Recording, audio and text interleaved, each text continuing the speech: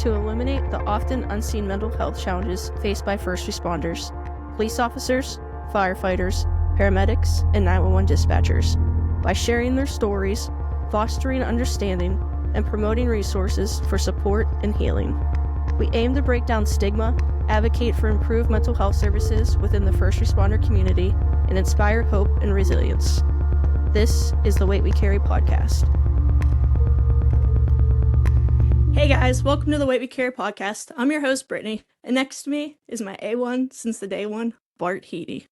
Today, we're very excited. We have Captain Holly Sherman, a paramedic field training officer with extensive experience in EMS. Holly has spent years navigating the fast-paced, high-stress world of New Orleans EMS, the Big Easy, and now leads and trains the next generation of paramedics. She's here to share her insights on the mental health and emotional challenges of the job and how she manages it all. We're excited to hear her story and the lessons she's learned along the way. Holly, thank you so much for joining us today. It is an honor and a pleasure. I'm super excited to be here. We're very excited to have you. Heck yeah. EMS is a career that finds people in all kinds of ways. What first led you to the job, and how did you ever expect it to become your career? For me, it was completely accidental. I actually wanted to be a lawyer. I think I spent, so much of my high school career prepping for that.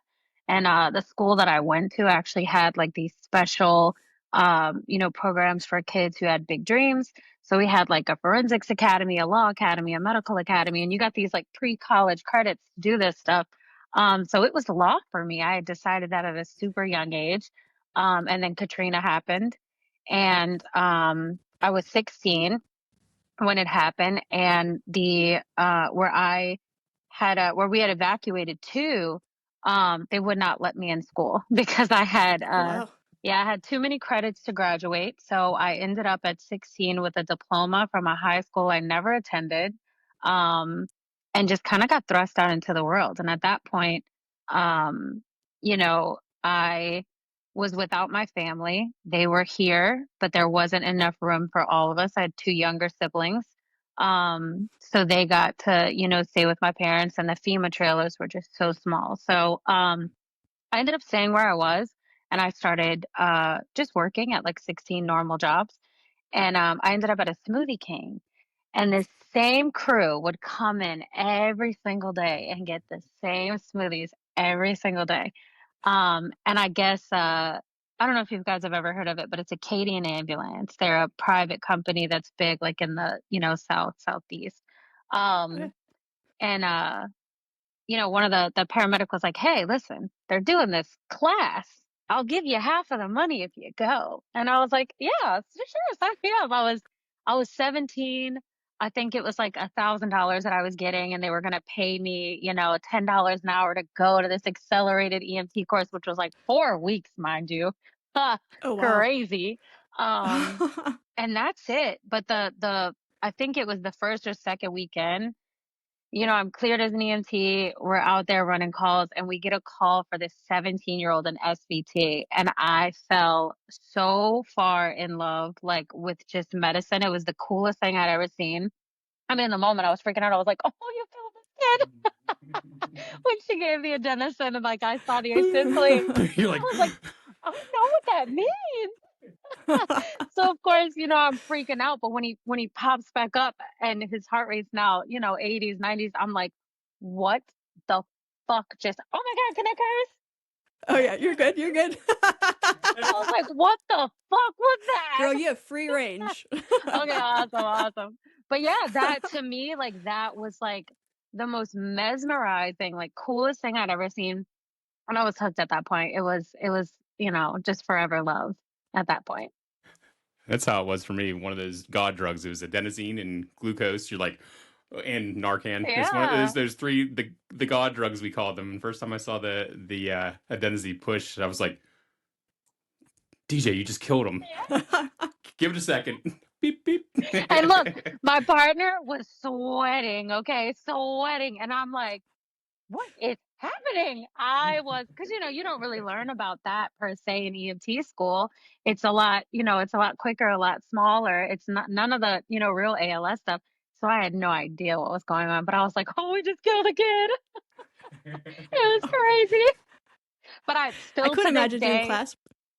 SVT is one of my like favorite calls. I love adenosine. I think it's the coolest thing ever. I couldn't imagine doing EMT class in just 4 weeks. That's wild. Oh, it was Monday through, I think either Monday through Friday or Monday through Saturday from like, 8 to 5. It was really fast and it was so, of course, confusing. Like, I remember being in class and I still remember this so vividly and hearing them put the word trauma code together and me being like, what the fuck are you talking about? What does that even mean? What do those words even mean? Especially together. What are you talking about? I was so confused. But by the time we finished, I was like, they were like, oh, it's time to go and get your uniforms and go through orientation. And I'm like, oh well, I don't need to do that. I was just taking the class. Like I have a whole other job I gotta get back to. And they're like, you signed a contract, so either give us $10,000 or get to work. So of course I got to work, but I completely and totally like just fell in love and have never looked back. Heck yeah. You weren't making smoothies anymore. No, but that was honest to God, like a really fun job. Smoothie King was a Oh, I really bet. fun job. New Orleans is known for a fast-paced and unpredictable city, especially in EMS. What was it like starting your career in such a high-stakes environment? Insane. My very first shift, I was not even supposed to be like on the streets that day, but I was in orientation by myself. I was kind of one of those people that, they were seeking out based off of reputation. And they had been trying to get me to come work for the city. And, I was just like, no, I don't even live in New Orleans right now, even though that's where I'm from. I don't live there right now. So no, it's not for me. And then I had a really, really bad day with Acadian being like a private company. No shade, Acadian, sorry. But I had a really bad day with them and I was like, I fucking hate this place. And so I just called and I was like, hey, sign me up. And it happened so if it wouldn't have happened that fast, I think the trajectory of my career could have been insanely different. If New Orleans EMS would not have said, come here tomorrow for your interview, and then that day that I interviewed said, if you really want this, we want you, took me to get uniforms, took me to do my physical and my drug test and all that. If it wouldn't have happened that fast, I promise you I'd still be with Acadian today and never would have been on the TV show, would not be the paramedic that I am today, would not be the educator that I am. I would be a completely different person. But the very first day that I got on the streets, I mean, it was, stop that. Sorry, that was my cat. It was right out of the gate. And like, it was a 4-year-old struck by a vehicle, like right down the street, clenched, posturing, bilateral femur fractures. And I'm like, I've never, up to this point, I'd been in EMS for probably about 2 years. And I'd never seen anything that bad. And that was within the first 5 minutes of me clocking in. So I was like, oh, what did I do? But New Orleans, honestly, and I really do tell people this, New Orleans EMS is like what dreams are made of. I'm not even kidding. Like we do the latest and greatest within like our Louisiana scope. Our protocols are very extensive and they're also like very free. Our contact med control, orders are like that big. We don't require a lot of direction and we're constantly building. So we're doing blood, we're doing pre-hospital ultrasound, we do RSI, finger thoracostomies, like we're doing all this great stuff. And it's because we see all the great stuff that everybody wants to see. So New Orleans EMS is just what dreams are made of to me when it comes to like EMS. Heck yeah. I was just about to ask, did you guys do RSI and any blood products? But you answered that question without even asking. Yep. That's awesome. So you've worked in EMS in New Orleans. So it does come with its unique challenges. Major events like Mardi Gras, high call volumes, and unpredictable situations. What are some of the biggest pressures that come with working in that type of environment?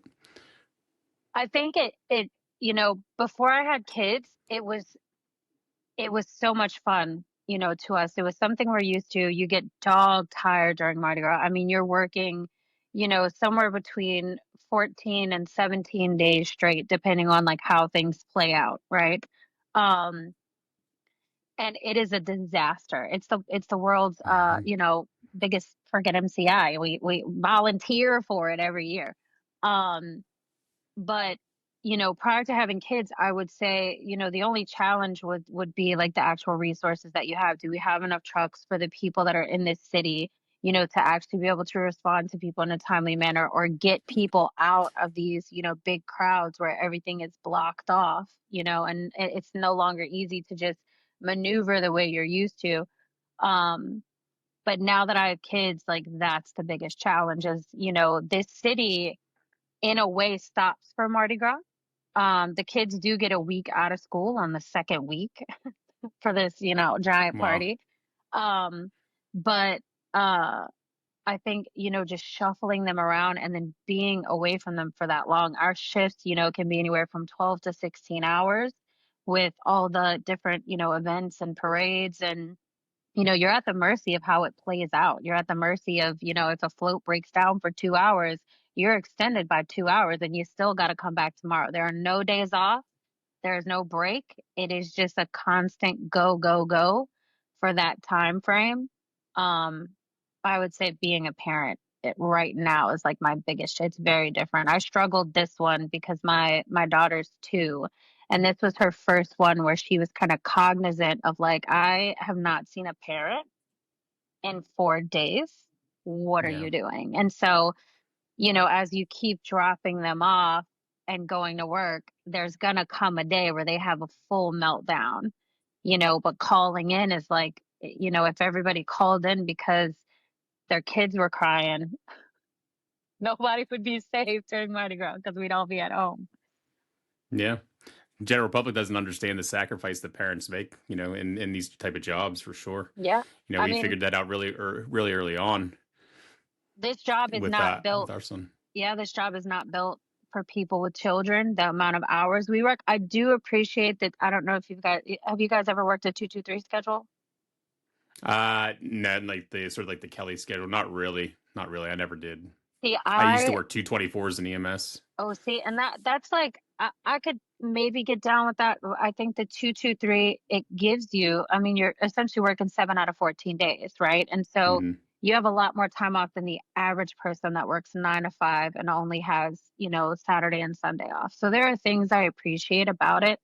But I think where we are completely under recognized, and this is a hill that I would luckily or gladly die on, is that EMS is out of all the first responder agencies, and I love my sister agencies, I love fire, I love police, but on a consistent basis, EMS is more physically taxing, mentally taxing, emotionally taxing. We're not, our firefighters might get a fire, even if they got one once a month, they're expending a very large amount of energy. They're putting their lives on the line to fight that fire that one time per month, which is absolutely huge. And these police officers are going out and they're making these random stops and they're 100% in danger a lot of the time. I think that to me would probably be very stressful to just feel like, well, I'm stopping this person, because their tail lights out, and they might shoot me in the face, you know.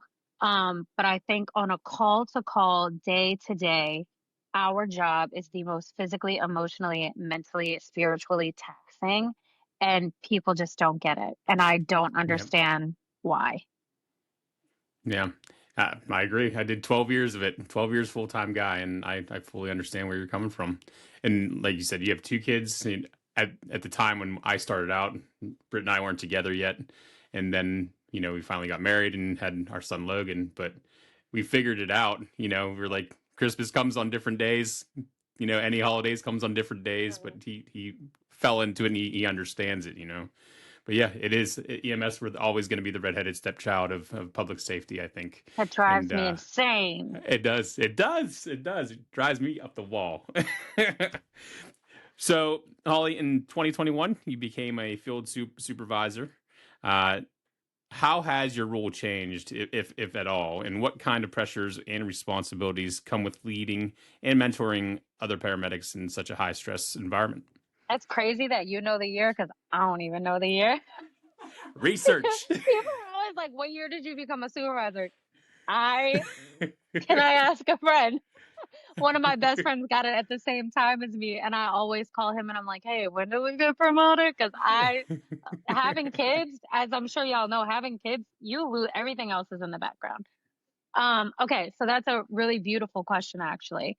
So when I was a field training officer, I think, I took that so seriously. And I absolutely love education and training, right? I'm such a medical nerd.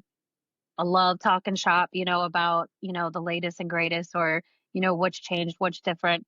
Um, and so I always brought that to the table as an FTO as I took it very seriously, and not in the way of like, oh, this person's operating under my name, but like I wanted to see people have that same sense of like confidence and competence that I felt like helped myself to get over the years. Because I do feel like a lot of our job requires like a lot of, self-evaluation and self-education, right? Yeah, And so it was sure. something I prided myself on, was being a good FTO and being a good resource for people. And if you asked my deputy chief where he thought I would go with that, it would 100% be education. I think everybody expected me to go the education route because I'm good at it, because I'm passionate about it, because I love teaching and training.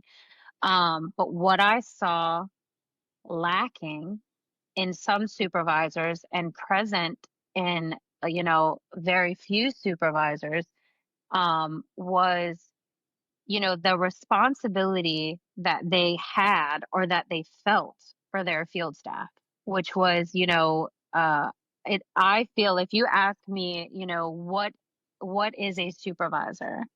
It's my responsibility to, foster the professional growth, the clinical knowledge of, and the personal growth, if they let me in their lives in that manner, of my field staff that are under my direct supervision. So it's not just, doing the paperwork and, problem solving and things like that. The bigger thing to me is being able to have that impact on a day to day on helping them grow clinically and helping them grow professionally. I think, we do gatekeep in this job. People gatekeep their knowledge, they gatekeep their positions, they gatekeep um, tips and tricks. And that's for me, you can have it all. I will word vomit everything I have, onto you so that you can feel as confident and as competent. That is what keeps people in this job. When you're not Yeah. confident, every time those calls drop, your asshole is just, and you're stressing out until you get to that call because you're not confident in what you're doing. And so that's what I aim for with my guys is to just, offer whatever growth I can to them. I hope that answered the question. I feel like I went on a tangent. Absolutely. So sorry. No, absolutely. Keep going. That's fine. We'll keep it going. How many employees do you supervise during a shift? Well, I wish it were a lot more, but probably right now I'd have to count them out, but I'd say somewhere close to 20. Okay. Yeah, Okay. not as much as it used And to be, but it's what we got right now. how many trucks are on per shift that you guys do? You have all ALS units or do you have BLS units also, or just strictly ALS? I'm lucky. I have a very tight knit group of individuals that are very dependable and reliable. So I right now have perfectly staffed ALS trucks. I have no BLS Cool. trucks. We have a few advanced providers, which is a big headache for me right now. I don't love it. But Mm, I do have a few and they do a great job. So I'm all ALS right now, but if one of my paramedics calls in, I will have BLS. And that's very, very new for New Orleans EMS. That came okay. about, because we were in such desperate need, that we had no other choice but to put, BLS trucks in service. It was written in our city charter that every ambulance would be an ALS ambulance. We didn't even have advanced EMTs until there was this huge need for us. Yeah. And that it was I've never seen companies like working out at such a large environment like a city of the first class. We have a friend that ran AMR down in DC, uh, and he said that was crazy just with all of the units that he was in charge of, but he had BLS and ALS units, so just different states, and it just runs differently there. Yeah. So is there one call or moment in your career that has really stuck with you? One that perhaps changed your perspective or shaped who you are as a paramedic? Oh, there were many calls. I would say there's one big experience, but there were many calls that gave me that nice little kick in the ass. I used to be a little shitbag, fucking paramedic, like telling people at 3 a.m., oh, it's not a heart attack, it's probably acid reflux. Like that causes me nightmares, okay? The Yeah. little shitbag that I used to be. Um, and some of them are like really funny to me now because I look back and I'm like, oh, you douchebag. But like there was this lady, diabetic. We got calls for, hypoglycemia, and me and my partner were just like so over the hypoglycemias and having to bring everything in that we thought we were so smart. We made this little diabetic like starter box. Jump kit. All right, it's got the D50, it's got the IV, it's got the bandaging stuff to take the IV out. Like we thought we were so smart. And so we go into this house and this lady is just in a chair, unresponsive. She's, cool. She's clammy. And I'm like, Soaking wet. perf, give me a CBG. Let's get this started. And so I'm talking to the family and they're like, oh yeah, her only history is diabetes. And I'm like, cool, cool, cool, cool, cool. And so I remember my partner's like down on one knee and he's like getting the CBG and he looks up and he was like 117. And I was like, check it again. Cause there's no way. Check it again. He does it again and he pops back up and he's like 118. And I was like, get her out of here. Pick her up and get her out. What's going on? And so we go through this very cumbersome process of like putting her in a stair chair, getting her out of a house, getting her in the truck. And by this time, it's 20 minutes later, and I never put her on the monitor. So we put her on the monitor, and she's in VTech. So I was Oof. like, There's one of those no. pucker moments. And listen, this was my first, this is my first patient that I can recall like ever having to cardiovert. And so he's my partner sitting across from me like in the little CPR chair. So he's got the monitor. So I'm like, all right, put the pads on, press this, press that. And I was like, press the charge Let's get that button, capture. press the charge button. And his fingers like hovering over shock. I was like, all right, hit it. And and he was like, did you just look away? And I was like, shamefully, yes, I did. I was scared out of my mind. Like, first of all, so in that moment, I was like, I will never do that again. Like, that is how you get yourself in trouble is assumptions. It's always that call, that late call that you're like, I'm about to jump off this bridge. I'm so tired of getting off late. Like that's the person that's really sick or the sweetest human being on the planet. I think we all have these little surreal moments that we can look at and be like, I'm the asshole. But for me, the big switch actually came from the show. We had no idea what it was going to be. I thought it was going to be some obscure, like documentary on YouTube or the Discovery Channel. Like, we just could not fathom what we were doing. It didn't matter that Dick Wolf was producing it. And I know he produces Law and Order. It doesn't matter that I could have Googled this production company to see that they're, one of the biggest. None of that mattered. We could not comprehend what it was. And then, not to say that we acted out of character for ourselves, but we did put our absolute best foot, forward. So I'm not going to sit here and tell you, realistically, as a paramedic, I've never had someone, curse me out and me say, well, get out there, get out. Of course I have. But when we filmed the show, we put our absolute best foot forward and then it aired and it was this huge fucking thing. And at that point, it was nut up or shut up. It was be this person that you were all the time or like you're a fraud.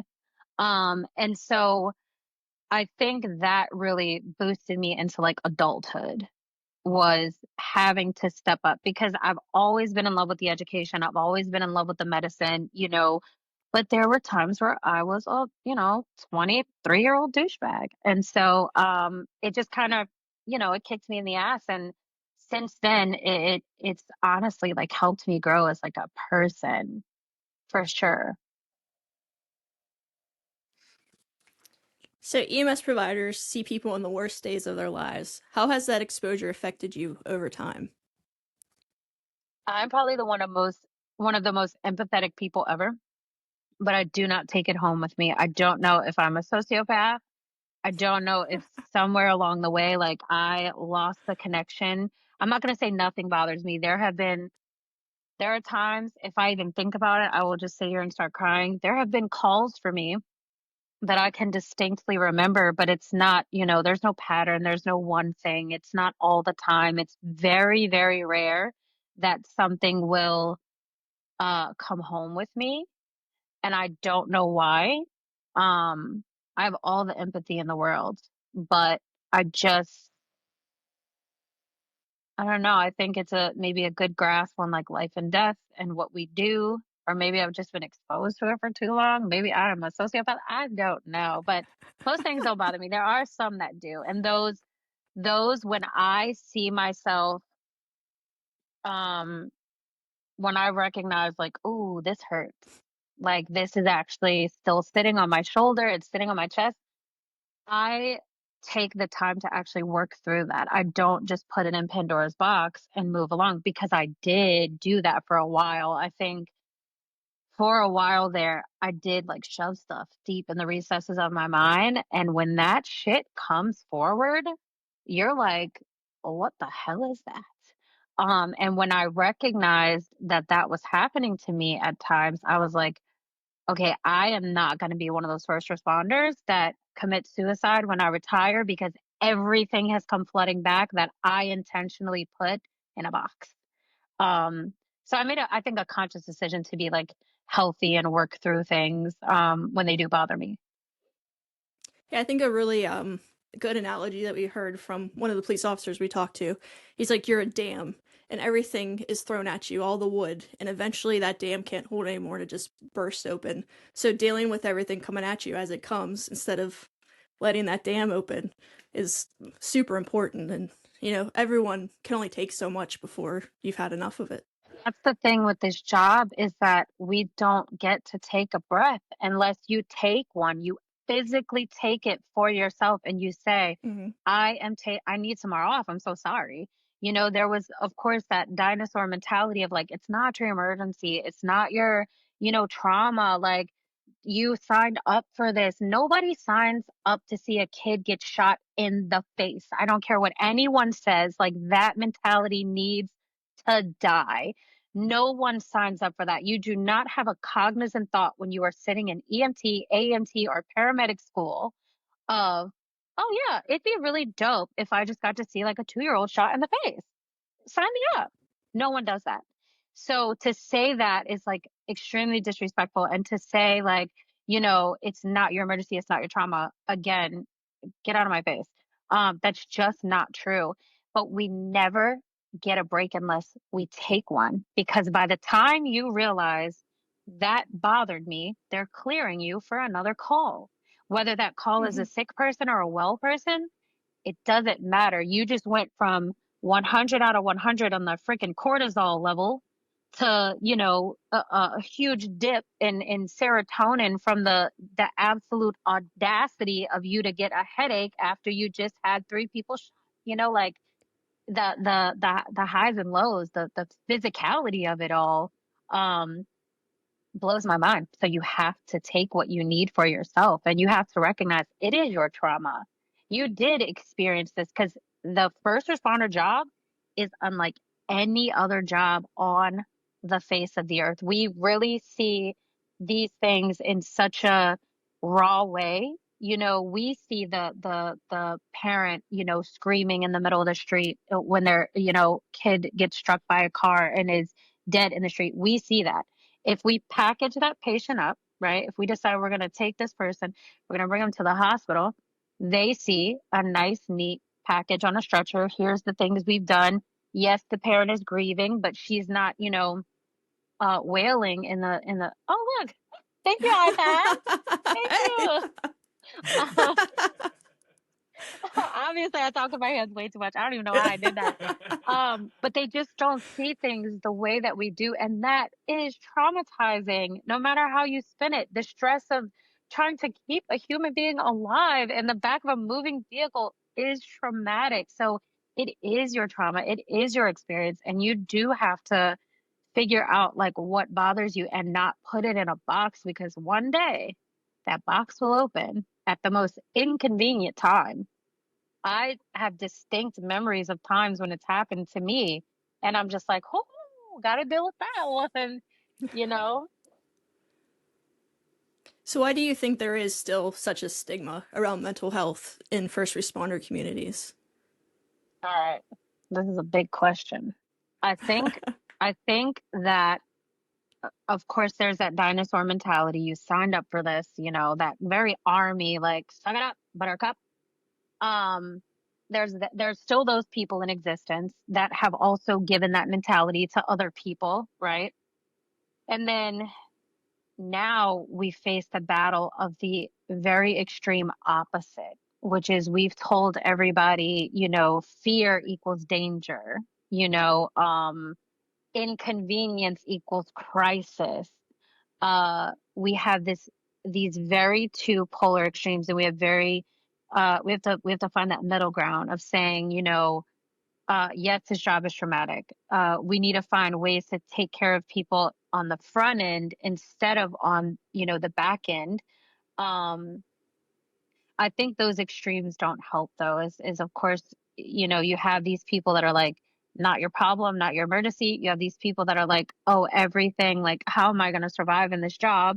And then you have the people in the middle, just like, oh, what is everyone doing? And so until we find a way to, as a whole, as a profession, become more well-rounded in what we expect, what we allow, and the information that we continue to pass on to future generations, those same ideologies. I think until we have that, we're just going to continue to have a huge disconnect. So, first responders are trained to stay calm under pressure, but emotions can build up over time, which we've talked about. How do you personally process and cope with the difficult calls and traumatic experiences? None of it bothers me, truly. 99% of this job does not bother me. It does not matter. And please excuse me, this always sounds very harsh, but it's just the way it comes out of my mouth. I say this so many times. It doesn't matter if it's a dead baby on the ground. And I'd be like, oh, come here, dead baby, let me help you. It's not my baby, so I'm not going to take it home. So for me, it is not these particular call types. It's not young people getting shot or dying tragically. It's not old people. It's not kids. It's not one thing. For me, it is always like I recognize in the moment, okay, this like has me in a chokehold and I gotta go take a minute to myself, right? And the most recent one I can think of, and I swear to God, if I cry, I'm gonna be so mad.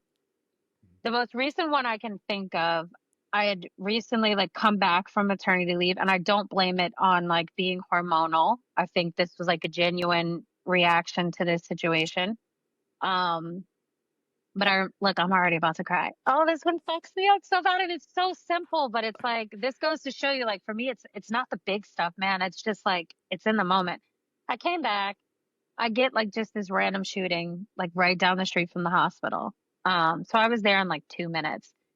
And I want to say it was like a Super Sunday, which for us is just like think like huge block party, right? People are under the Claiborne Bridge like barbecuing. Pass me a plate, please. It shuts stuff down, but it's like it's just such a New Orleans thing. And so I want to say like that was going on like that day and was kind of like clearing up. And so we get the shooting, and I pull up, and I'm the first and only one there at this point because I'm in Sprint. We get there, typically sometimes a lot faster. Uh, and the police are already there, and there's just this dude, like, laying on the ground, and shot to the head.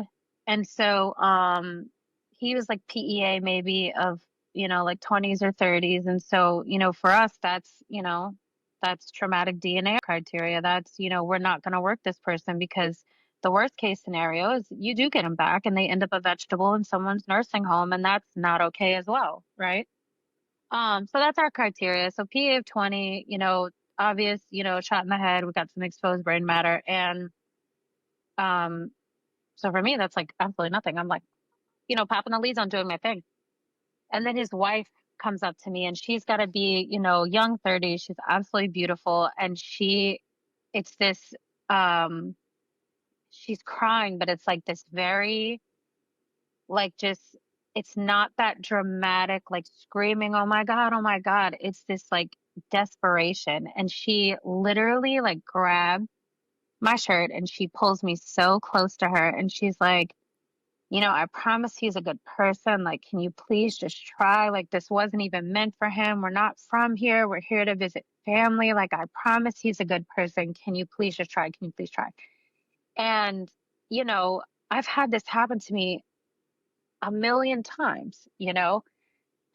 What made this one different? I don't know. I have no idea, but I had to go sit in my car and cry for like 2 hours because for whatever reason, she, snuck past my defenses.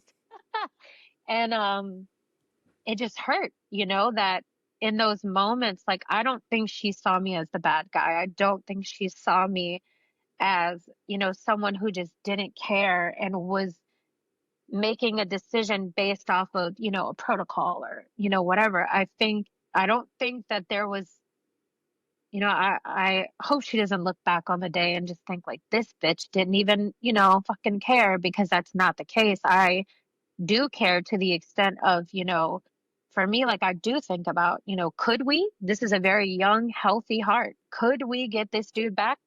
Yeah, probably. But what's his quality of life?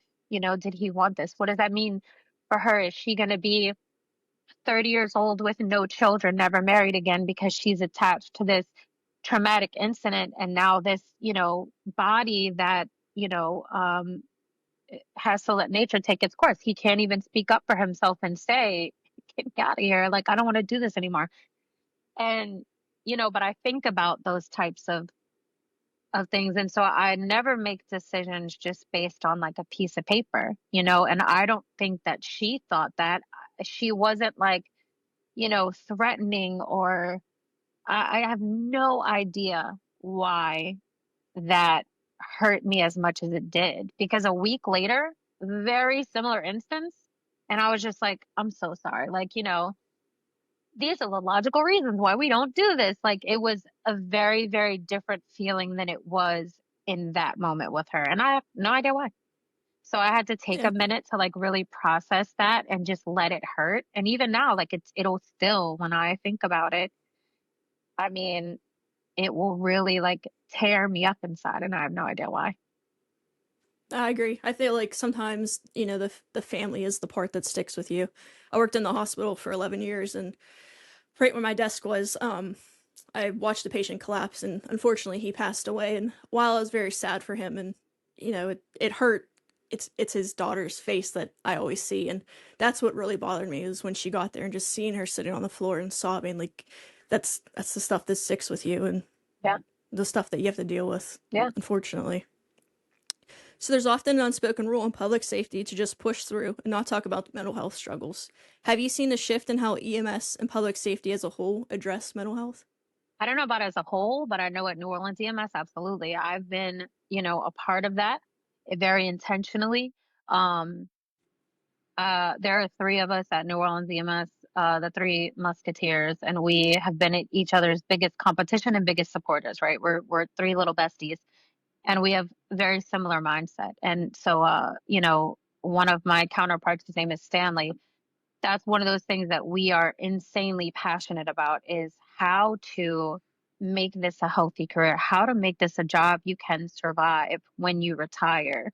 How to have like healthy longevity. How do we decrease things like burnout that are coming from this constant exposure to trauma? Like, how do we deal with this stuff? And so we were, very active, very consistent and constant with our push um, to see like changes within our department. And I hope that, blossoms out. I mean, for now, we're still trying to figure it out for our guys, but we have a great CISC program, and we're not talking MCIs, right? I'm talking, Yeah. if you have a call that got under your skin, call me. Come in. Let's do, let's do this constructively. I think another big failure, I don't know if either of you have experienced this, I think another huge failure for us for a long time was the way we did these informal sessions where it became a battle of stories, you know? So you tell me yours, Bart, and I'm just going to say, oh, yeah, I've dealt with something I've similar. been there too. Yeah. And Exactly. that's not the It's same. Not not, the same. it's not the same. It's not constructive. It's not healthy. Nothing about that is good. And oftentimes people leave those encounters feeling either the same or astronomically worse than they did when they sat down. Yep. And so that was a culture that we had at New Orleans EMS was, you know, yeah, you could talk about it, but you're going to talk about it with someone who hasn't been on the streets in, 10 years. That is just going to go story for story with you and experience for Yep. experience and feeling for feeling. And so, once we nipped that in the bud, Stanley and I created this very constructive.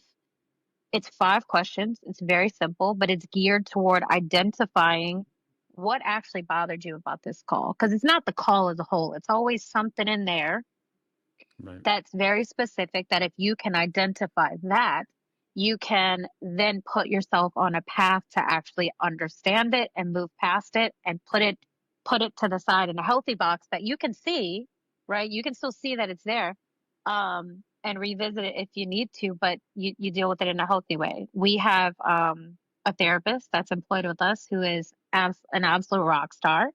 And she's there for the big stuff and the small stuff as well. So we have different avenues. We actually too it hasn't really kicked off yet, but we created this app and it's basically peer support. So you can reach out to a group of people who have volunteered to be a part of this peer support program where if somebody messages in this app, they can pick a specific person within the peer group that they would like to have, a conversation with, or they can just, hey, who's on here right now, that I can talk Yeah. to about this.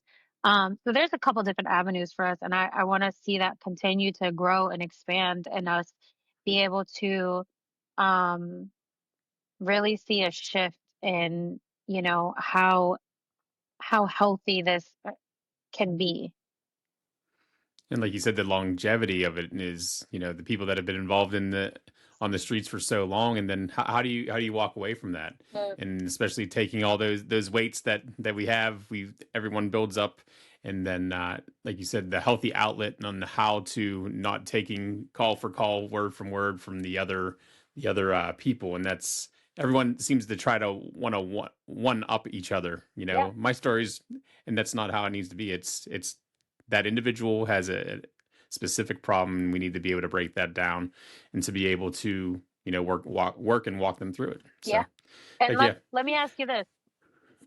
Have either of you, or both of you, have you been in that situation where you've been doing something random, you could not even be at work, and you have a recollection of a call that you forgot you ever even had? I Oh think yeah, that is a part of what's killing first responders is absolutely. we're told, it's not your emergency. You signed up for this, put it up, right? Put it to bed, get out there, run your next call. So you throw it, in the recesses of your mind. And then when you leave this place and you're no longer exposed to the next trauma and the next and the next and the next, there is no more work, there is no more distraction. These things come flooding back. And then we Yeah. realize what we've done and what we've seen, and the weight is insurmountable. Yeah. I think the biggie is me transitioning from working on the trucks, going to dispatch.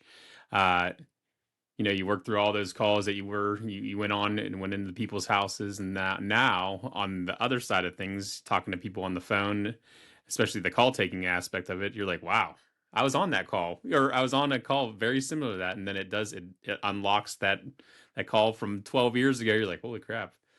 So yeah, it's I definitely an hate issue. the amount of unhealthy years that I have stacked up because Mhm. those things are ever coming forward, those things that I have tucked away that I didn't know or have the opportunity or the resources to deal with, those kind of do come forward. And I hope they all come forward, before I retire. But I mean, there is a large chunk of my career, um, where, that's what I'm looking at down the line is these things coming out. Now I may have this healthy way and all these different avenues, to deal with the job. But I fear for those years that I didn't, because I mean it happens to me all the time. And I'm like, damn, like that was traumatic as hell. How do I not remember that every day? How does that not, come to the front of my mind as, when people ask that question, like, what's the worst thing you've ever seen? And that didn't Mm. even, enter into the atmosphere. And it was horrendous. It was so traumatic. And so I kind of fear for, you know, what I've seen that I have tucked away and when it will rear its ugly head. It's the problem with us providers compartmentalizing everything, and you just, like you said, you store it away, and you never know when that's going to come back out. So I think now that us providing this platform for people, hopefully it's a way for people just to sort of talk it out, and maybe some of those things pop up while we're with them, and we can extend the resources that we've had presented to us and give those along, and have other people have help from that. Holly, so paramedics often have to make split-second decisions with little room for error. How do you handle that kind of pressure, and has it changed how you approach everyday life? For me, when I realized at some point that I was not, comfortable with what I was doing, which was honestly like very soon after, coming to New Orleans EMS. I was, 20 years old, I think. Yeah, I was 20 years old. And I thought I knew so much and I didn't. And I came over here and it was a different world. I mean, these people were rock stars, like the way we run trauma is gross. It's so fast that I'm just like, we're like robots at this point, because we see it so much. It's that repeated Yeah. exposure. And so I look at it and I'm still in awe by it. But when I started, absolutely terrifying. I can't tell you how many, and I tell this to, the new people that sign up, and start working with us all the time, because people will get very discouraged. You will see stuff in New Orleans that you never ever thought you would see, and you'll see it on your first day and your second day and your third day and your fourth day, and it can be very, very overwhelming. And you realize very quickly, no one is prepared to start working at New Orleans EMS, not clinically. Um, and so I recognized like very early there was, I think, 2 or 3 times in the first month where I physically took my badge off of my chest and said, I am not meant to be here. Clearly, I don't know what I'm doing. Um, and so that started my journey of like self-education, right? So I had seen more CHF, like had to figure out more in that first month. Is this CHF or COPD? More in that freaking 1 month than I had in the previous, 2 years. And so that began my journey of like self education, which gave me the comfortability that I needed to be like a confident provider. And so now, unless it's new to me, it's second nature, but we do have some new stuff like finger thoracostomy. Super stoked for it. Super, super stoked to do one. I haven't done one yet. We just started it's called the APP program, Advanced Paramedic Program, but we just got all the tools for it, right? So now I'm just like carrying around this little scalpel in my front pocket, like ready to, uh, but that one, I will be a nervous wreck probably, at least the first time, but I every time I check out that bag, I'm like, what do I not feel like confident about today? Is it my RSI dosages? Is it, the vent settings? Is it the UVC kit? Is it this? Is it that? And so I'll just go over those things until I do feel comfortable. Nick, yeah. And then in my real life, I am not kidding. I'm a completely different person. I don't make snap decisions in my real life unless it's like, catching one of my kids because they're about to jump off the goddamn table, because that has happened. All right. That has happened.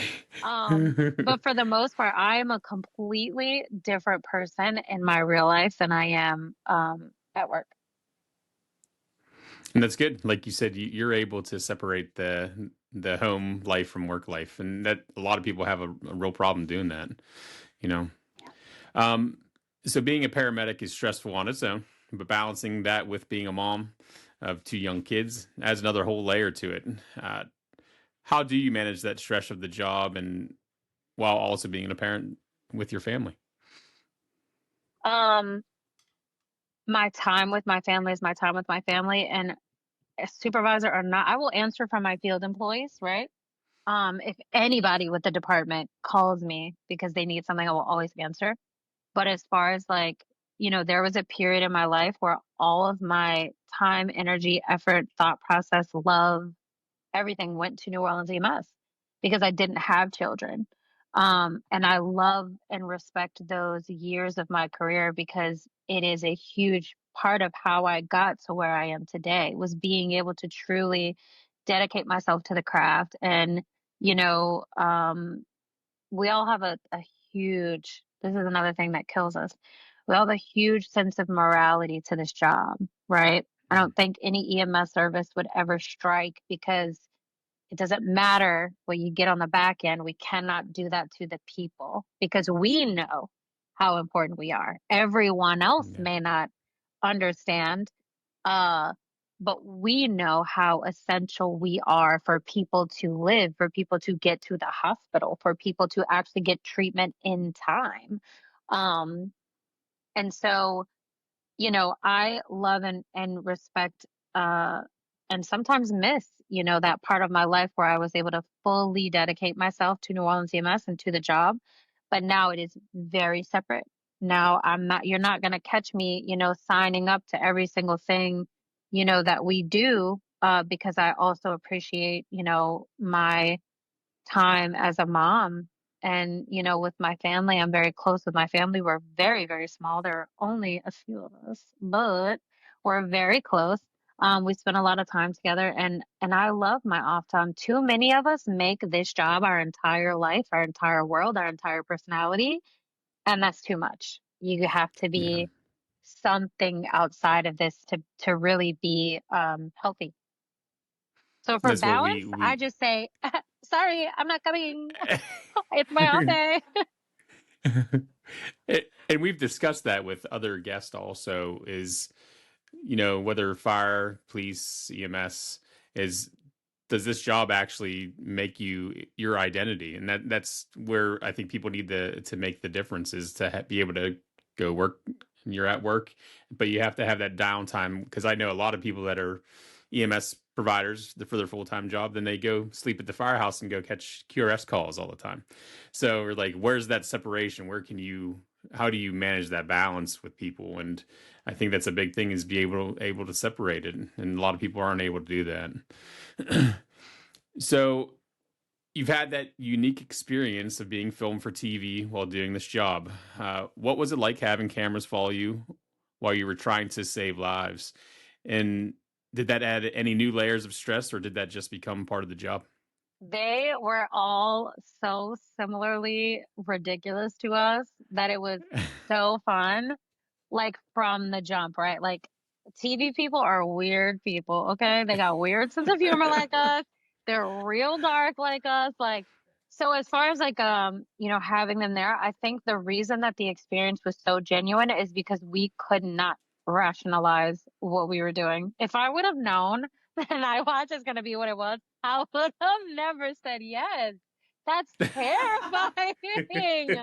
Like, I mean, I there were periods of my life where like, yeah, my life was turned. I almost got kidnapped once, Bart. Like, listen, listen, there's been Check a out lot of the paramedic with tattoos. Let's take her. yo, I shit you not. This dude picked me up, threw me over his shoulder, and had it not been for just the boys always watching me, like wherever we were. But when Nick tackled this guy in the middle of the street, he also tackled me. So I like my whole arm was skinned off. It was, but I was like, oh, bitch, I almost got kidnapped for real. Look, Oh my god. we had some crazy experiences from it. But it would have been much harder and much more stressful if we would have had any conceptual understanding of what they were doing. We did not. Yeah. They made it super fun. They made it super easy. They didn't have to like force anything because it's New Orleans. It's already crazy. The patients are crazy. We're crazy. The way we talk to each other is crazy. Like, it's so interesting in its own right that they really didn't have to do any producing. And as we know in the real world of EMS, there's no reset. I can't do this again. I'm about to pull this Right? ET tube and do it again. So, yeah, they were just there. And then for us that, those of us that did it, um, there was no, it became just like another part of being at work. And they were so smooth with it. We had this one dude, he was like a DP, a director of photography for like the Discovery Channel, but like one of the biggest nature shows. I can't remember which one it is. But when I tell you this was like the smoothest, most ninja human being I've ever seen. And even though he did not know fuck all about medicine, they picked it up so quick, right? So like if I would be going to reach for something, like he would just be sliding. And I'm like, this dude is so freaking smooth, like, so they were also just very good at their jobs, and they made it very easy being a part. It was crowded sometimes, very crowded I'm sometimes. sure. And of course, yeah, there were some times where in that first season we got cussed out. Okay, what is happening? Like people would be like, what the fuck are these cameras? Like it was very, but then after that people were like, oh, you got the cameras, like come over here, so the city loved Check it. out my bullet wound. Yes, yes, people would call. But there was also this amazing like rapport that we were able to build with like the city, to where I could walk into someone's house and they'd be like, oh hey Miss Holly, like thank God it's you. And I'm just like, damn, we know each other. And I had to remember, like, oh well, everybody You see knows me me on now. TV? Everybody knows me now. But yeah, it was a great experience. They made it very easy. And like I said before we started recording, we had our friend Tyler on, and he said one of the coolest things that he said to me. He's like, "We can't believe you're having Holly Sherman on." I'm like, "Yeah, we're surprised ourselves." But he said seeing Holly come on a show and or being on the show, he said she gave us as pre-hospital providers sort of a face, and a lot of people, I don't know if anyone's, I'm sure people have told you that you're an awesome paramedic and all this stuff, but you actually gave providers a face to the whole world to be like, this is what we do. This is what EMS is. And we're just normal people, but we do a badass job, Well, maybe not normal. but, Probably not. but, but superhero, we are. I mean, doing the interventions that we do in all that, it's amazing. And it's cool to see that people actually know sort of what EMS is now, and I think it's because of you and all your partners on the show, and we appreciate it bringing that to light. That's still my favorite thing is, to hear that aspect of it. Because we got the numbers, we knew that after the show aired, EMT enrollment went up by 300%. Like we knew those numbers, and like you can grasp that to an extent. But to actually like, I actually met a Navy freaking SEAL the other Hmm. night who was like, yeah, man, I like really used to watch you. Like that's, on TV. And he's a freaking paramedic Navy SEAL. And I'm like that's so beautiful, because what kid prior to that has grown up and said, I want to be a paramedic? No one, Yeah, unless you're, it's always a someone. firefighter. Yeah, it's always the damn firefighters. Um, you, uh, but I think, I think giving it a name, giving it a face, and I would love to see that like continue and carry on. And I see so many paramedic podcasts, paramedics on TikTok, like, it does have now like a bigger interest and a bigger support.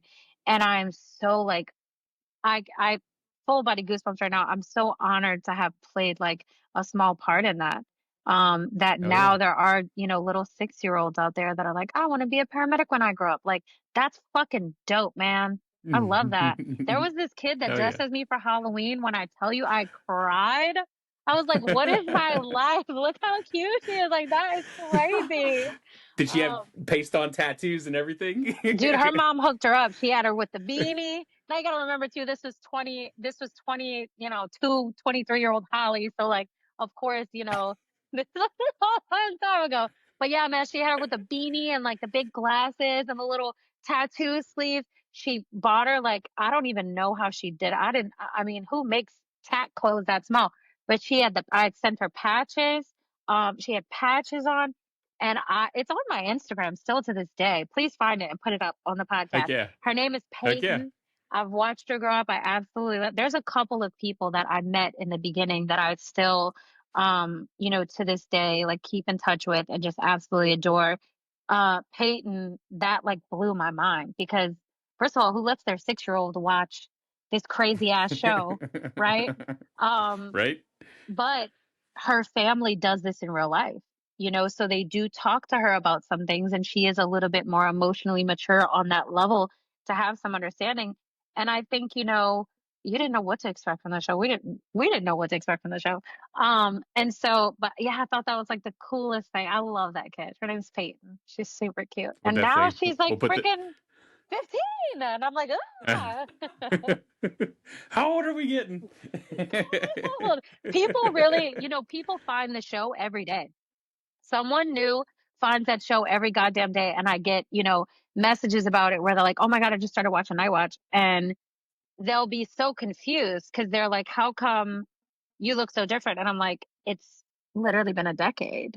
That's why. You're looking at a very young Holly. There's been a lot of changes since then. But yeah, people still find it to this day. They show it in EMT classes and paramedic classes, and I'm like, that's that's crazy. It's awesome. So, EMS is a job where you see both the best and the worst of humanity. What keeps you coming back shift after shift? I just really love the job. I'm a nerd about it. I think, speaking of mental health, okay, and this is something that I teach all of our like, newer people, all of our younger people, is, people get, I think one of the causes of burnout, and you guys can please weigh in on this, right? Um, One of the causes of burnout is those extremes that we see, right? You can go from this one extreme to the next, which makes that normal call look like, absolutely, why are you even calling 911? Like, this doesn't need an Yeah. ambulance. People say that so many times a day, right? That this person doesn't need an ambulance and they don't need an emergency room. When the reality is our healthcare in the United States is so broken, it's not even funny. Who am I to judge? If you have a splinter in your big toe and you want to go, let's go. Because the patient before tried to die on me. This is chill compared to Yep. that. And I think people lose that connect. I think people, they love the guts. We love the guts. We love the glory. We love the big calls. We love the hard calls, right? And we get so in love and infatuated and addicted to those that I feel like a part of burnout comes from, the simple stuff. But if the simple stuff did not exist, I assure you, every person would last less than 5 years in this career. If every patient you Mhm. had was dying, dead or dying, you we could not survive. Physically, our bodies would just be like, absolutely not. I'm not doing this anymore. Like, this is crazy. Um, Yeah. so I appreciate, that drunk person that I've picked up for the last 10 years that is still living on the streets drunk, and just wants to sing and dance with me. I have one, that I've literally been seeing for 15 years. This man is still around. How? Who knows? But when I see him, I know him, he knows me. He wants to sing and dance a little bit with a systolic pressure of 80 always. How are you even standing up, sir? Um, but I love that. Let's take this minute and sing and dance and be chill because my next patient might get the whole freaking kitchen sink and I might be drenched in sweat and, absolutely mentally and physically exhausted after that call. So let me take this little one and just be thankful for it. The nice mundane call is the Yes. holding the hand, taken to the hospital. That's all you need to do. Like you Yes. said, it's that relaxed time. You can sort of like reset, and Right. then we'll see what the next one brings. Yeah. And people lose that. I think, that's a cause of burnout is people want every call to be real. We would not survive if it were. And all these other people, I don't care what anyone says, they do need to go to the hospital. I don't care if it's a med refill, if it's, the flu. Have you ever had the flu? It's fucking miserable. I felt like I was dying. Well, we're almost done picking your brain, but before we move on, I have 2 questions that I have to ask you Okay. because I like to do my research on people. Mhm. And the first thing I have to ask you is, are you still practicing your rap skills? I saw a little clip with, I think it was you and Nick. I was very And impressed. I was gonna so, message you and be like, be ready to rap, but so, so yes, do I sing and rap and say the most obnoxious shit all the time? Yes, and my children are picking it up, which is hilarious. Um, yes, I still do that. Not as often because I'm by myself, but one of my best friends on this planet, TJ, she was like that theater kid. And so we would just like bust out in song, like songs that we were making up en route to calls about the call. And I really think like that's probably where it started. And it just fucking grew from there, man. But yeah, I still do that to it was amazing. The uh, second question I have, I saw that you enjoy, is it chicken runs for your entertainment? run. She's like, what? What's a chicken run? So on your website for New Orleans, it had a little blurb about you, and it said on your off time you enjoy chicken runs. I didn't know what the heck that meant. Maybe you don't either. Runs. I like street chickens. I think they're funny. Like when you're in the middle of the hood and they got all these little chickens pecking around. Chicken runs. Maybe I'm gonna have to send it to you. yeah, maybe they were talking about chicken wings. Because do I like hot wings? Hell yeah. I could never go to prison. They don't have hot wings in prison, and I don't have time for that. Maybe that's I what they were pictured thinking. you going to like some back alley watching like chickens run down the street, and I was like, what? What do they That do in New sounds like Orleans? something I would enjoy, to be honest. No, I have no idea what that is. Chicken runs. I'm gonna send it to you. Please do. You said We'll it's on see. the New Orleans EMS website? Yeah. Check this out. I'm listening. I'm gonna check it out though. You let me know. Chicken runs. All right. Let's see. For someone listening who might be struggling with their own trauma, whether they're a first responder or not, what advice would you give to them? Seek help and make sure that it's help that actually suits you, right? If you go to talk to someone and you feel like they're not understanding you, they're not taking you seriously, they're not actually, putting effort into um recognizing like how serious this is for you and like what your needs are and like making sure your needs are met and how to like move past this trauma, talk to someone else, right? So everybody has people that they love and that they trust, but it doesn't mean that in this situation that's the right person. You may have your, EMS bestie and you go to tell them and they're like, "Oh yeah, man, I had a call, like that last week." Walk away from that. Thank you so much. I love you. You're my bestie, but this is not what I need, right? We have to stop doing things like that. We have to stop letting people minimize our experiences and the things that we do go through because we are seeing the most ridiculous stuff every single day. We are exposed to people's heartache, heartbreak, traumas, their medical like we are, yes, we're in the middle of this and it is by choice, but that doesn't mean that because we chose it we do not deserve to try and have like a healthy outlet, or a healthy walk away from this job in a healthy way. So get what you need, right? I think another thing that people don't know about is like their own rights. So do you have um shit, now that I want to say it, I can't think of the name. Everybody has days. If you have insurance, you have these days within your insurance that are to pay for a therapist, right? Even if you don't, a lot of people don't know that they have stuff like EAP days. That's what it's called, EAP days, the employee assistance program. If you have insurance, you have EAP days. Find out how many you have, and then you can get more. Your therapist can say, this person's need was not met in these 5 sessions. Let me write more. Learn about FMLA. If you don't know what FMLA is, learn about it. Take time for yourself. I was at a point where I had like 700 hours of my vacation bank, and I'm like, girl, get a life. What are you doing? There's no reason I should have that much time. Take the time off because though we have this sense of morale this sense of responsibility. We are not the end all be all, not a single person, right? So if I say I need this day, there are 2 other supervisors. They got 8 more they can call to replace me. If I quit New Orleans EMS tomorrow, it would carry on. It would continue to go on. People's needs would be met, calls would be run, lives would be saved, right? We have to stop thinking of ourselves as like essential to the entirety of our service, right? You're an individual and you have individual needs. Make sure those needs are met. Are you essential in the big scope? If you love this job and you want to do this job, 100%. But in order to keep doing it, you have to take what you need. Absolutely. If you can go back and give advice to your younger self in the field, what would you say? Girl, don't do it. I'm just kidding. I'm just kidding. I'm just kidding. That's a really good question. I don't know.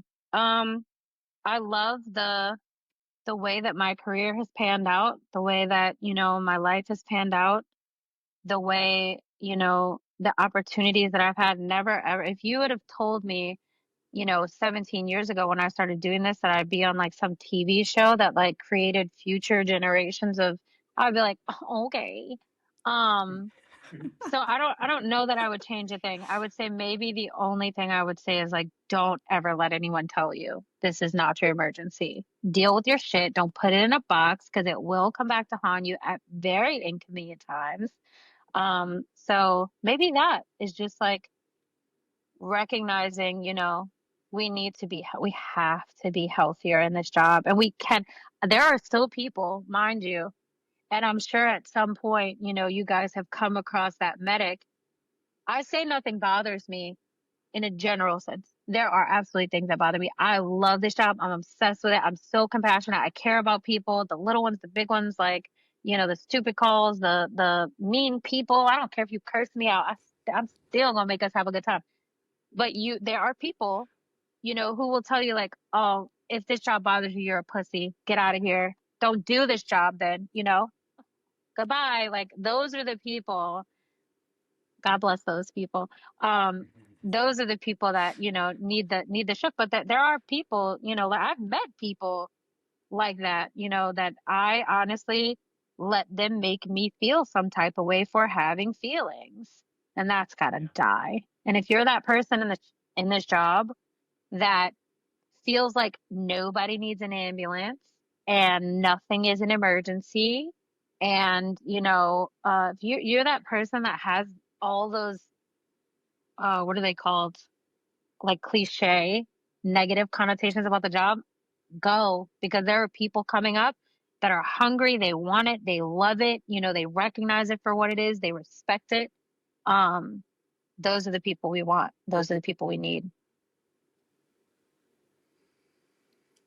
I bet y'all never, y'all probably thought I was a nice, normal, sane, professional.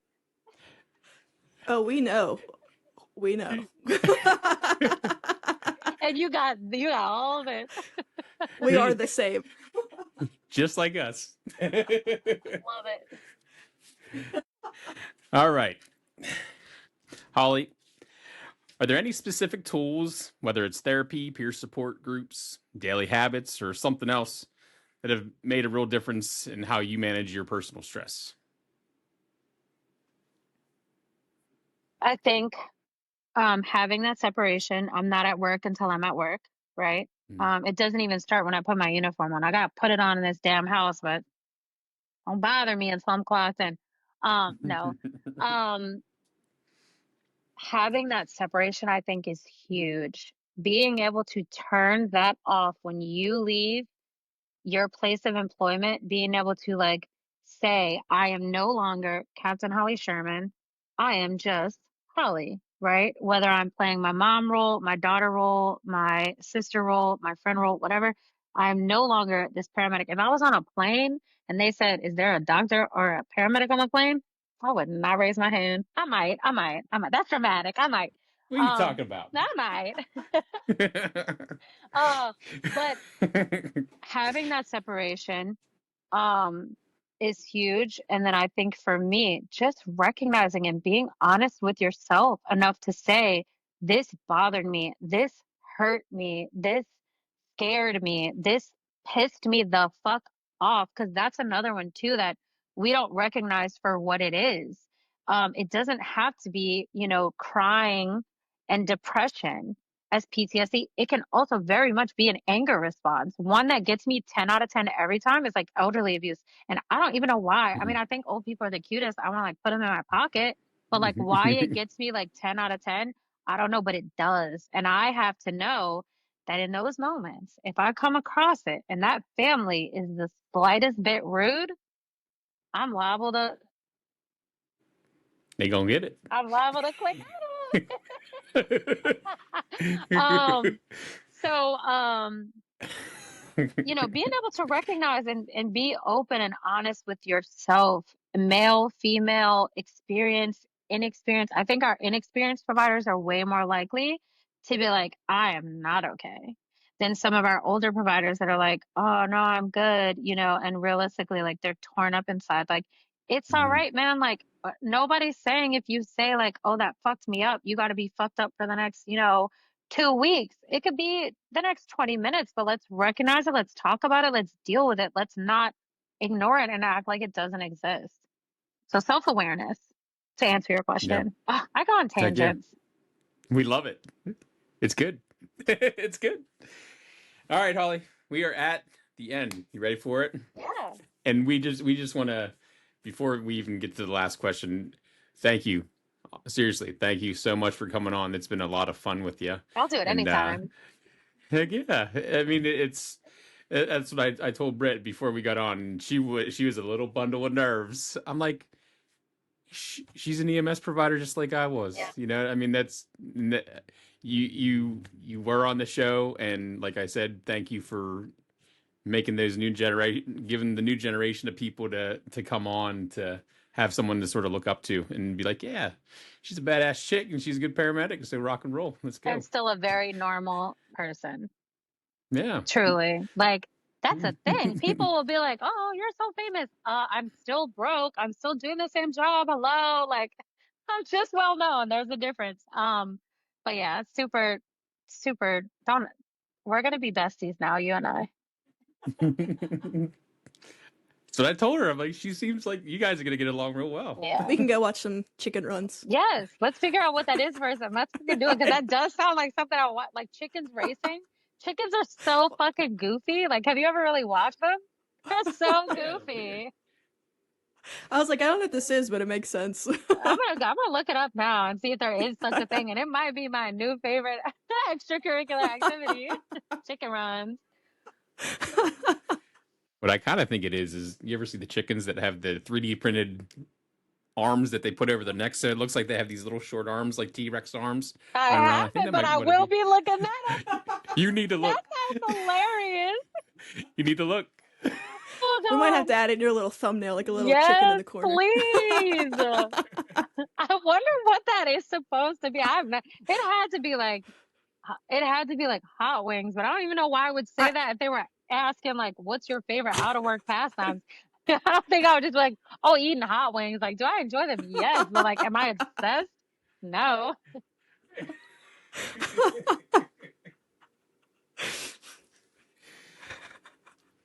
Okay. Sorry. And that's all I can think about now. Alrighty. Holly, if you could leave our listeners with one thing, whether it's advice, a lesson you've learned, or just something you think about, what would it be? Have fun. Yeah, have fun. Don't take yourself too seriously. Like, clearly I don't. I would say, I think my advice would be that if you find yourself feeling, burnt out and not in love with the job, take a step away, see if you can fix that, see if you can come back. But I don't think that's something we should ever take out on like people, whether their complaint is like truly, a necrotic pinky toe or, a massive stroke. I think, both of those people deserve equal care and empathy and respect and treatment. And so if you find yourself feeling like that, excuse yourself from it for a little bit and see if you can come back to it, because that's the only way we're ever going to grow as a profession, is to have people who really love this, want to do it, understand it, respect it. I'm obsessed with it still to this day, which surprises me, but I am obsessed with it.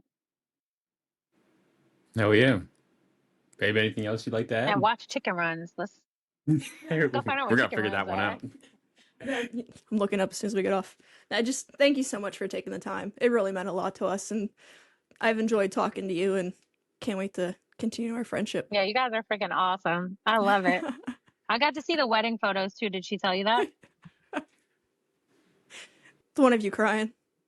You're crying in like 90% of them, so. I love it. Hey, I lucked out. I really lucked out. I Marry my love best it. friend I lucked out. That's fucking amazing. And to have like somebody who also is just connected like with the career and like understands certain like that is the cream of the crop right there. Because that is something like one of the things I really went through like years ago that also like kind of put perspective on some things, is I think we all react to this job very differently, and it gives us these niches, right?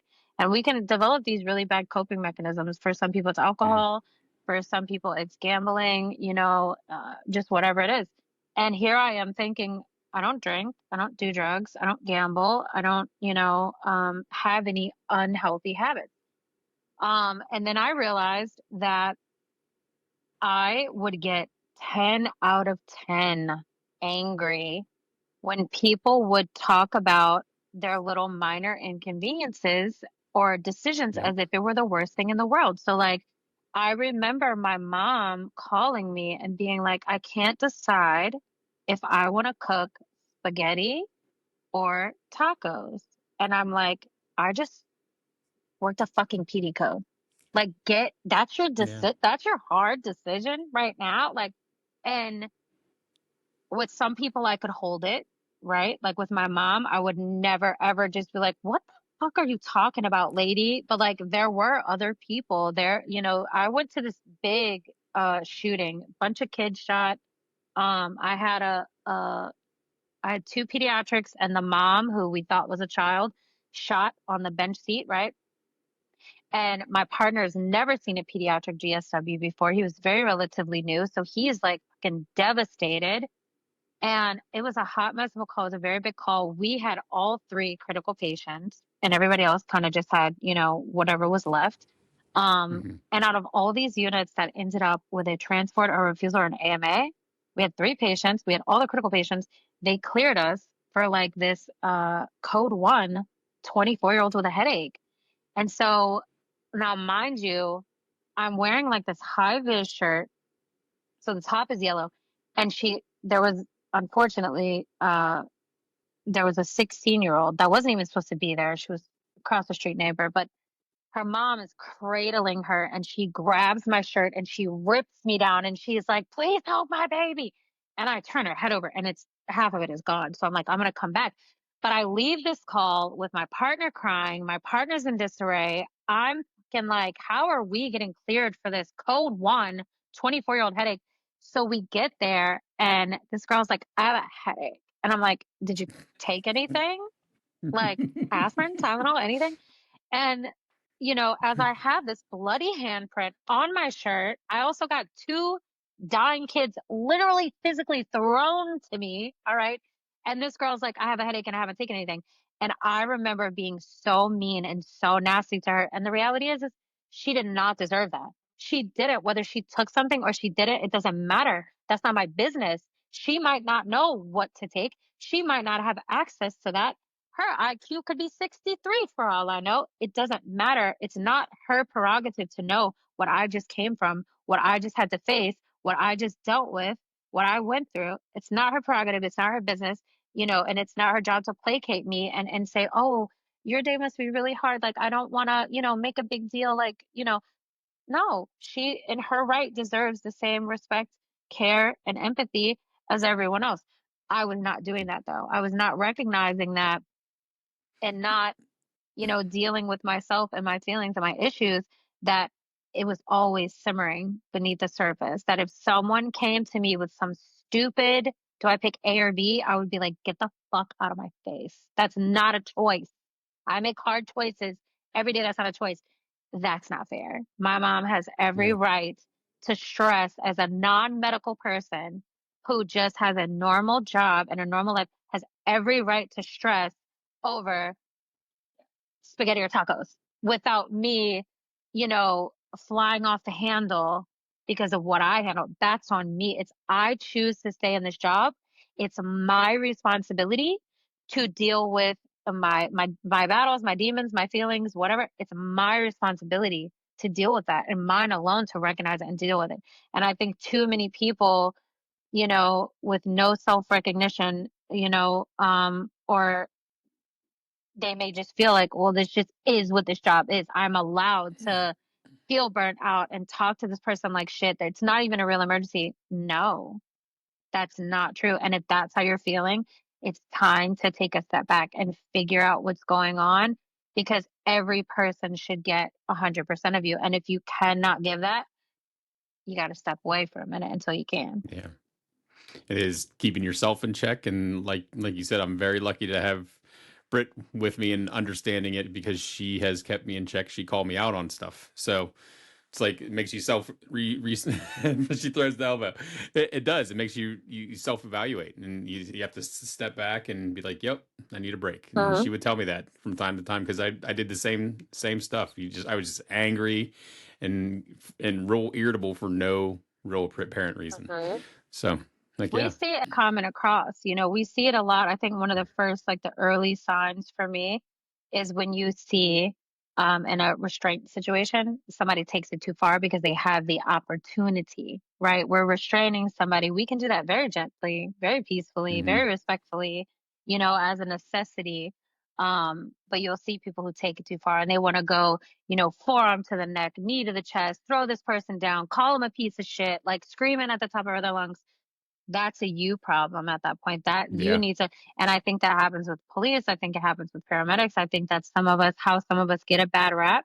One of the most Yeah. disheartening things to me, was ever signing up for freaking GEMS magazine and like EMS one, because I'll see all these articles come across from like paramedics losing their licenses, paramedics going to jail for doing this stuff. And I'm like, oh man. And it's not even that feeling of like, oh, y'all are making us look bad. It's like we really have people in this profession who do not belong here. Absolutely. I agree. Full-heartedly agree. Well, Holly, this has been fantastic. It's been so much fun talking to you. What I do you really think, enjoyed Brittany? it. You guys are awesome. We would, if you ever want to revisit, we would absolutely be ecstatic if you would come back on at some Oh, point down the yeah. road. Sign me You up for once a week. I'm just kidding. Get everything off our chest once a week with Holly Sherman. Once a week. Let's do a therapy session once a week. But yeah, Yeah, let's do it. anytime. I actually watched she sent me the last one. What's her name? I'm so sorry. I'm blanking on her name.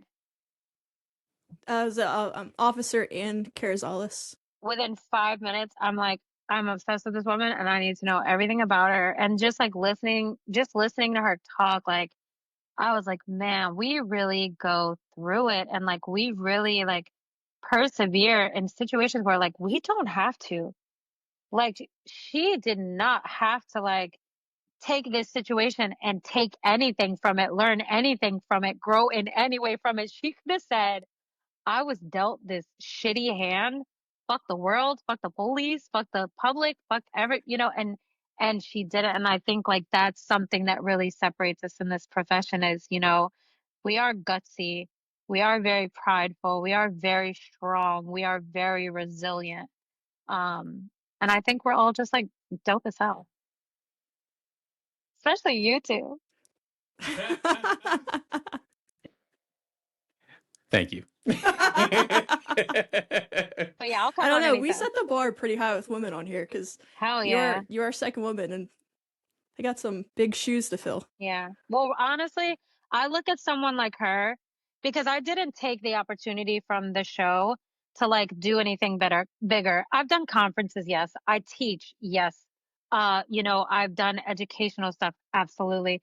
You know, I try to answer as many, you know, inbox messages as I can. Like, but I realized like very, very quickly, I do not want to be like some huge social media personality that has to hire someone to like do my social media. I'm not trying to get into like acting or, you know, anything else. Like I truly, you know, love the job that I have. And there were times where like, you know, it kind of turned my life upside down. Like there were times where we'd actually be trying to take care of someone, you know, in the middle of the street and people would pull their cameras and be like, oh my God, it's Nightwatch. And it's like, well, bro, like this is actually a real patient right now though. Like, you know, that's not cool.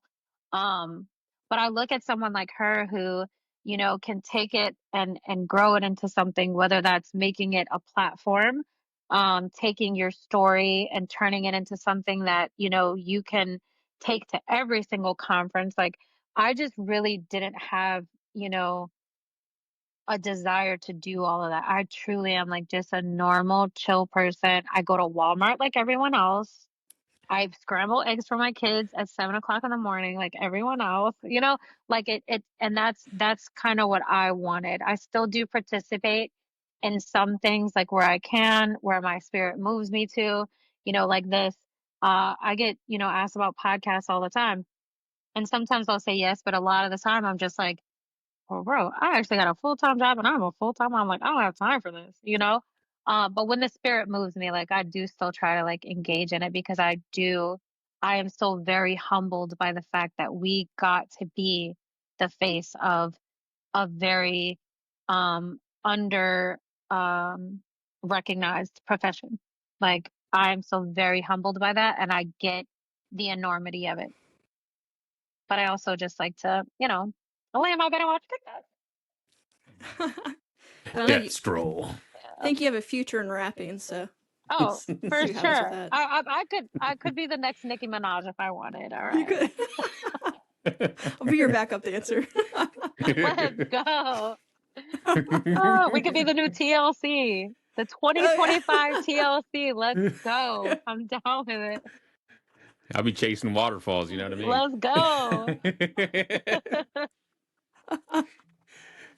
Well, Holly, we're gonna have some patches made up, I think. So hopefully, if we do, I'll get them sent out to you. I can send them to the station for you guys for our podcast. That'd be I super want to trade dope. patches with you. I Okay. definitely want a patch from you. Okay, I got you. But again, seriously, thank you. We definitely want you back on whenever your busy schedule would allow, you know. But again, thank you so much. And I thank my wife for reaching out to you. I'm like, no way. Holly's gonna come on. No way. I'll believe when I see it. But seriously, thank you for making this happen. And that we know you're busy. Yeah. And continue being an awesome role model for these new and up and coming paramedics and EMTs that come into the public safety realm. And thank you for doing that for us. And that's what we wanted to let you know. We didn't want to make this all about the Nightwatch. Yeah. We wanted this to be about you as a paramedic, as a provider, and that's, I think we accomplished that today. So thank you. Thank you guys so much for giving me the opportunity. I love it.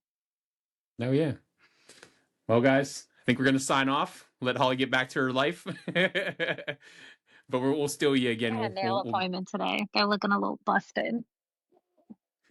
See, I want to get some more work done. I haven't been tattooed for, it's been probably about 6 years. So Mine's time to been get as some work done. I started the one for I have one for my son, right? And then I started yeah. the one for my daughter. Her name's done and like her peonies are done.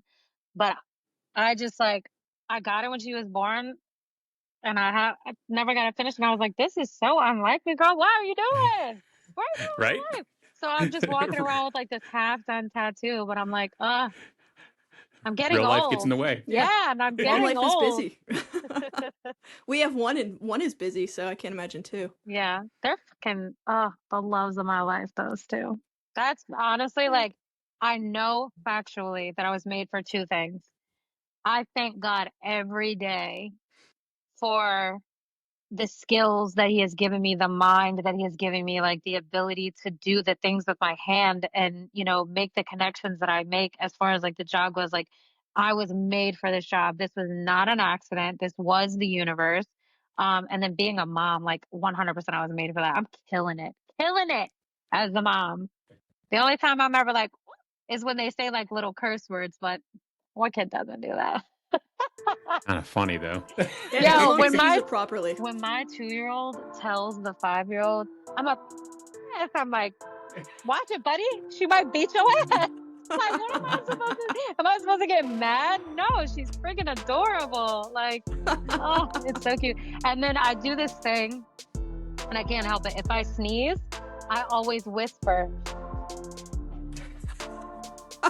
Well, now Saint does it, and I'm like, oh God, he's gonna do it in school. Like, I just see him sneezing in class and being like, what? And his teacher be like, hey. But I love it. But those definitely like made for the job and made for being a mom. So I am probably at the happiest point in my life that I will like ever be, because I have both. And New Orleans EMS is in such a kick-ass place right now with like everything that we're doing, our protocols, all the mental health stuff. You know, it's a vibe right now. If they would just pay us a little bit more, everybody could come party, because everybody would want to come work for us, right? It's the only thing holding us back is the pay. But like New Orleans EMS is like such a vibe. And then like my kids are such a vibe that I'm just like, man, life is fucking good.